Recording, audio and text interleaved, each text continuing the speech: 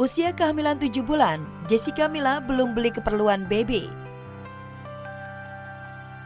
Pemirsa, setelah menikah dengan Yakub Hasibuan, Jessica Mila kini tengah menantikan kelahiran anak pertamanya. Mengikuti adat Batak yang kental, Mila pun tak lupa menggelar upacara Mambosuri alias 7 bulanan. Jadi ini memang suatu rangkaian adat Batak. Kalau bisa dilihat sini namanya itu Mambosuri. Sebenarnya itu adalah bentuk doa, dukungan dari keluarga. Jadi dari keluarga perempuan datang ke rumah keluarga laki-laki. Keluarga kami mendoakan Mila agar semua prosesnya hingga nanti lahiran diberikan kelancaran. Walaupun ini kita muda-muda, tapi memang kita lumayan suka beradat dan kita ingin terus melestarikan adat itu terus sebisa mungkin. Digelar di rumah, tempat tinggal keluarga Otto Hasibuan itu pun disulap untuk merayakan 7 bulanan. Lengkap dengan berbagai dekorasi megah untuk merayakan Mambosuri itu. Lantas adakah tujuan perayaan 7 bulanan adat Batak ini?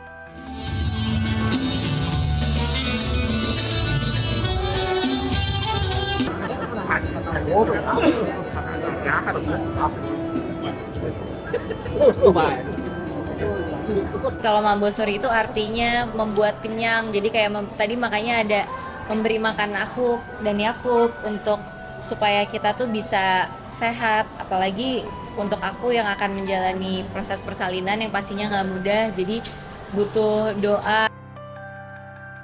Mambosuri yang berarti makan terus agar sang ibu dan calon bayinya sehat hingga persalinan berjalan lancar. Dan menariknya nih, ada berbagai hidangan unik dalam adat Mambosuri. Lantas apakah arti dari filosofi tersebut? Tadi setiap makanannya yang ada di meja juga masing-masing ada filosofinya sendiri-sendiri. Ada yang biar seger, ada yang supaya makin sukses ya. Nah, ada yang supaya kuat gitu. Jadi masing-masing punya arti gitu. Memasuki usia 7 bulan, justru Mila dan Yakub belum terpikirkan untuk membeli keperluan pakaian bayi. Katanya sih masih pantangan. Wah, bener nggak sih? Anak pertama cukup jangan terlalu banyak dulu dibelinya karena banyak hadiah juga katanya. Jadi kita palingan abis ini mulai belanja yang basic-basic ini setelah kayak tempat tidur apa gitu. Cuman kalau saya sih saya serahin ke Mila semua. Dia yang lebih jago belanja-belanja. Kini sudah menjadi marga The Manik. Jessica Mila sendiri tampak bahagia. Lantas apakah Mila dan Yakub sudah menentukan nama anak pertama mereka yang berjenis kelamin perempuan? Nah, ini kita lagi Explore ya, lagi mikir-mikir siapa ya kalau gabungan nama tuh kira-kira cocoknya untuk anak perempuan.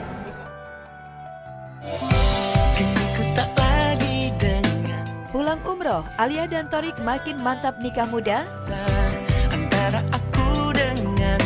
Pasca Alia Mas Said pulang umroh selama 12 hari, Thorik Halilintar dan Alia makin getol pamer kemesraan.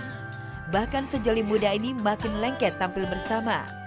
Baru-baru ini, Alia tampil setia menemani sang kekasih tanding olahraga.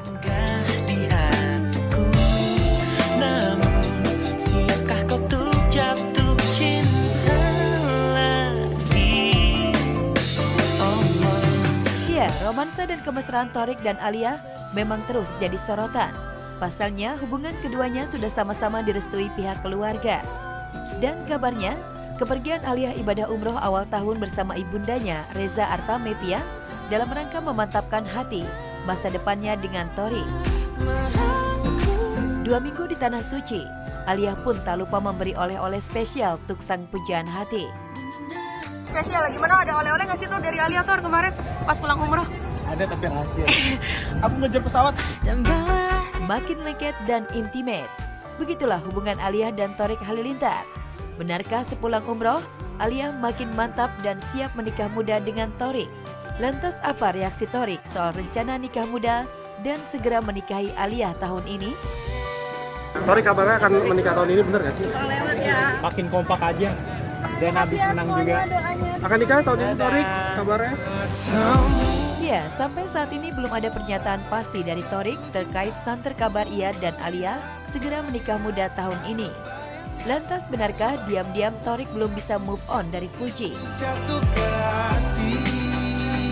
Pasalnya, saat Alia menunaikan umroh, Thorik sempat bertemu Fuji dan terlihat salting seolah masih memendam rasa saat Fuji memberikan kedipan mata.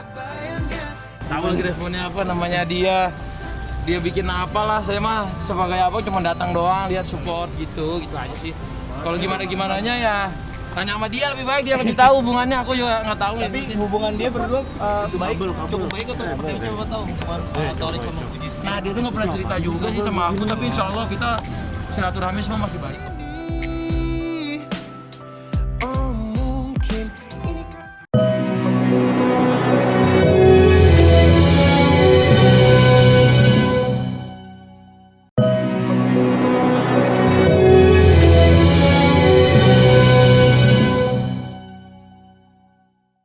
Kita bisa mulai di Jalan Potlot bahwa Slank mendeklarasikan bahwa kita dukung Pak Ganjar dan Pak Mahfud. Salam metal dari Slank untuk Ganjar Mahfud MD.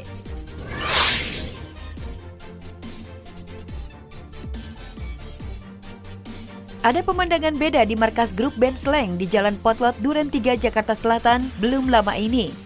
Para personil band Slank dan para Slankers kedatangan calon presiden dan calon wakil presiden nomor urut 3, Ganjar Pranowo dan Mahfud MD. Keduanya mendapat sambutan hangat dari tuan rumah.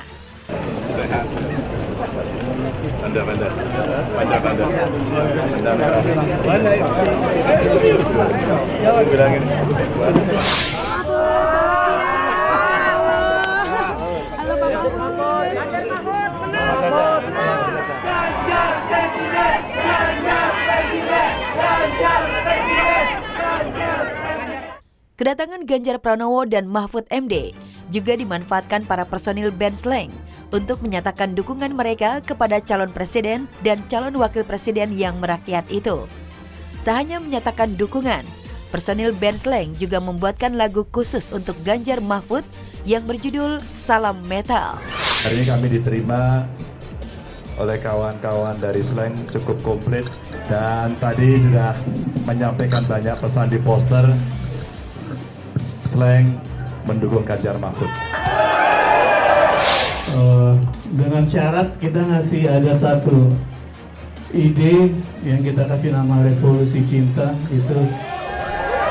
Ya, ada beberapa poin yang kita Slank dan Slankers minta.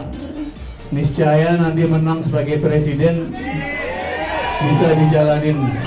Sebelum deklarasi ini kita udah siap-siap lagu dan hari ini kita bisa mulai di Jalan Potlot bahwa Slank mendeklarasikan bahwa kita dukung Pak Ganjar dan Pak Mahfud. Dengan lagunya judulnya Mas? Salam metal. Salam Metal. Menang total. Sementara itu, sebagai bentuk kesungguhannya mendukung Ganjar Mahfud, gitaris Slank Abdi menyatakan mundur dari jabatannya sebagai komisaris di salah satu BUMN. Yang pertama adalah cita-cita reformasi harus terus berjalan, kolusi, nepotisme, korupsi harus dihilangkan. Terus yang kedua, kita harus menjaga demokrasi.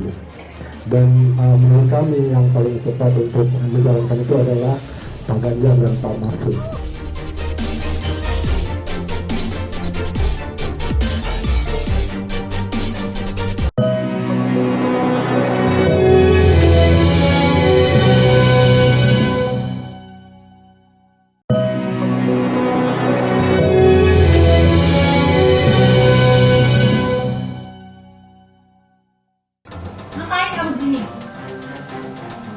Inul Daratista ngamuk, Mas Adam selingkuh di hari ultah.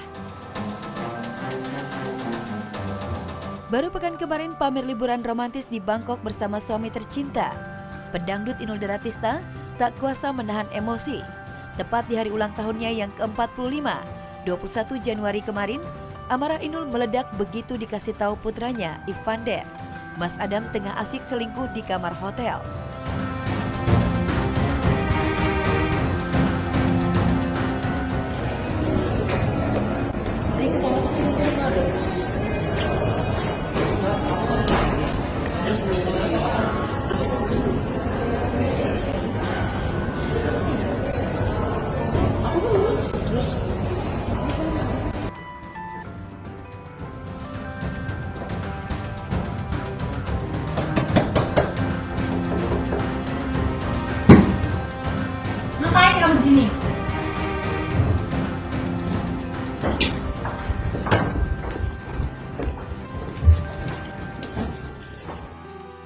Maksud hati melabrak Mas Adam di kamar hotel.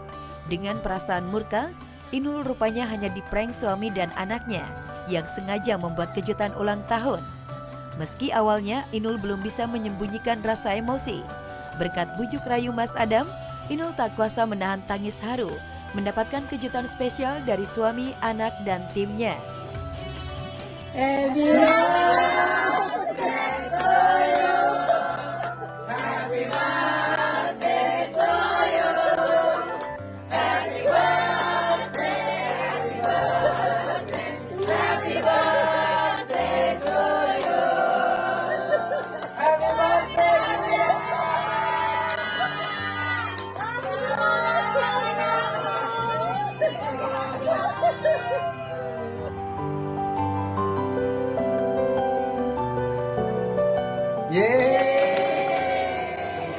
Untungnya Mas Adam itu nggak pakai handuk. Coba buka pintu, aktingnya ditambah ya, dia gendong anak pakai handuk. Bayangin di kamar lagi ngapain coba tuh. Untungnya masih utuh ya. Tak hanya mendapat kejutan paling menyebalkan dari putra dan suami tercinta. Di usia 45 tahun, Inul benar-benar banjir ucapan. Bahkan ia mendapat surprise dan doa dari para sahabat. Happy birthday, happy birthday, happy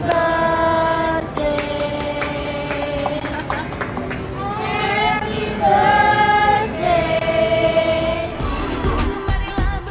Surprise dari sahabat bukan akhir cerita bahagia Inul Daratista. Saat ia mulai menjalani syuting, di lokasi lagi-lagi ia mendapat kejutan dari lawan mainnya Ari Wibowo. Ari bersama kru kompak merayakan ulang tahun Inul Daratista. Happy birthday to you.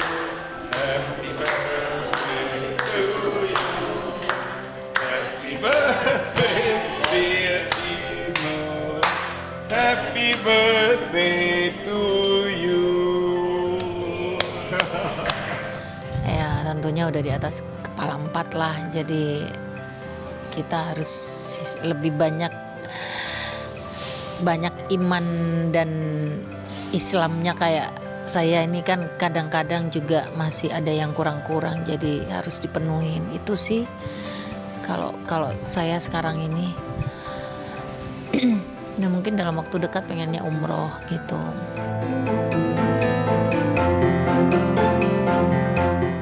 Itu waktu pertama kali kita masuk, kita baca ruqyah, itu 5 orang satu kesurupan. Atta Aurel gelar ruqyah di rumah barunya, karyawan pada nangis.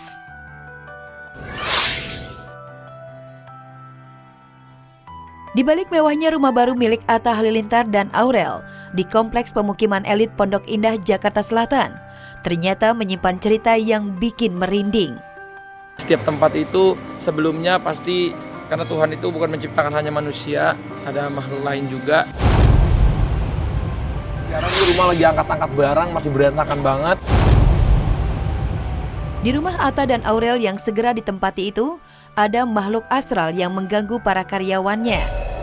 Itu waktu pertama kali kita masuk, kita baca ruqyah, itu 5 orang satu kesurupan. Yang pertama tuh gelimpangan semua, Ustaz. Iya. Sampai nyebur air sendiri. Untuk mengantisipasi agar hal yang tidak diinginkan terjadi, Atta Halilintar kemudian meminta bantuan Ustadz untuk meruqyah dan membentengi rumahnya. Prosesi ruqyah dimulai dari bagian depan rumah, dilanjutkan bagian dalam rumah. Kita niatkan untuk pembentengan rumah segala sisi. Semua yang tinggal di tempat ini, khususnya Bang Atta dan sekeluarga, dibentengi dari segala keburukan zahir batin dan juga dijaga dari segala kejahatan apapun itu, manusia ataupun bangsa gaib. La ilaha illa huwal hayyul qayyum, la ta'khudhuhu sinatun wa la naum, wa ma fis samawati wa ma fil ardh. Ustadznya berpengalaman untuk meruqyah. Insyaallah. Ruang tengah Ustadz. Ruang utama. Jadi semuanya di sini, ruang makan, ruang tengah, ruang tamu. Allahumma salli ala sayyidina Muhammadin tibbil qulubi wa dawaiha wa عافية الأبدان وشفائها ونور الأبصار وضيائها وقوت الأرواح وغذائها.